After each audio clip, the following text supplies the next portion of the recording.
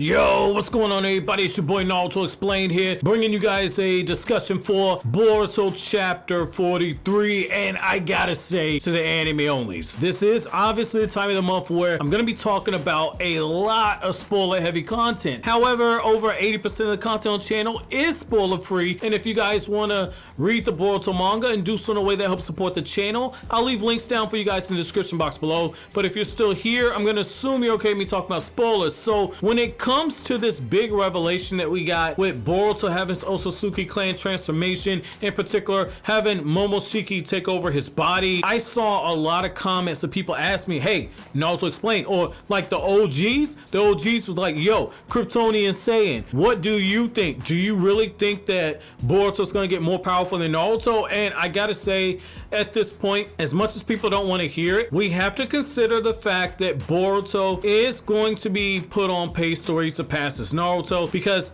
when you look at it, Boruto's already more skilled at the age of 13 than Naruto was at the age of 13. He just isn't as powerful as Naruto was at that point, but now that he has Momoshiki inside of him, and when Momoshiki takes over, everything just ramps up to another level. Now we're at that point where we have to start having the discussion. Is Boruto, by the time he turns 16, gonna be more powerful than his father? As much as people don't want to hear that, I think that the signs are there. And that brings up the question, is Boruto becoming too powerful? Is this new form that he has too powerful? Because we just saw what Momoshiki was able to do with only a small portion of Boruto's chakra and a small portion of Naruto's chakra. We saw what he was able to do, and Momoshiki was able to ramp Boruto's power up from being fodderized by Boro to basically eviscerating this guy, and doing so with moderately low difficulty. And it brings up the question of whether or not, when Boruto becomes a perfect Otsutsuki clan vessel, that Boruto is going to be able to handle this. And I think that the Jogan's probably going to play a part in him being able to contain that. But the other thing though, I think a lot of people need to look at is the fact that when you look at the risk of using Momoshiki's power,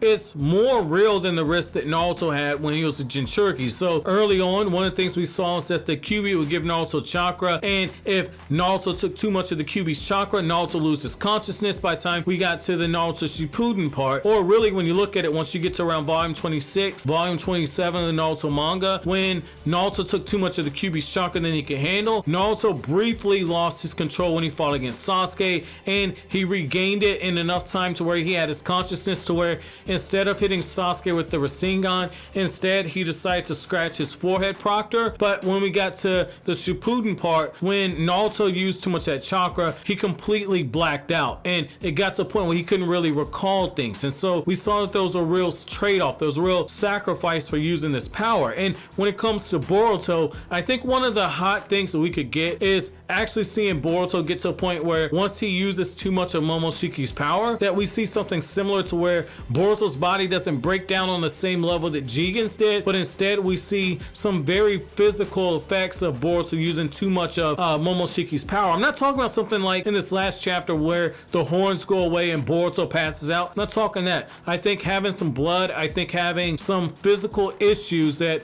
are visible could be a good way to let the reader know that if Boruto doesn't get a handle on this power could ultimately destroy Boruto. Now we all know this is a shonen. They're not going to kill the main character of a light-hearted shonen like Boruto. That's not going to happen. If this was something that happened in the 90s, I could totally see it, because that happened in the 90s. Like in Yu Yu Hakusho, Yusuke Urameshi died twice during that time, and he died in the very first chapter of the manga, and then he died 100 chapters later on. I believe chapter Black, I might be mistaken on that, but Yusuke died during that time. And hell, now I'm thinking about it, I think Toguro came close to killing Yusuke as well. So we've seen that happen in other series, the OG series, but we hadn't really seen it in this new generation. But I think having those stakes like that could be really good, and I think that by doing this, it sets up a scenario to where the payoff to Boruto mastering this power is going to get to a point where now you have that moment where it feels earned. The one thing that people want to see is Boruto training to master power. This gives you the opportunity opportunity to do so, but I want to know from you guys, do you guys feel that this new power that Boruto has